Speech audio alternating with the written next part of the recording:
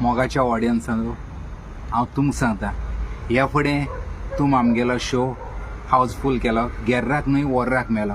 आतां तो शो 6 तारखेक कॅन्सील जालो. तो शो आमी 11 तारखेक सांजे 7:30 दवरला. हांव मागता तुमी परतून हे शो येतले आनी हो शो हावस करतली. तुमच्या मागण्यांनी हो शो आमी डायमंड जुबली क्रॉस केलो आनी हो आमगे निमणो शो.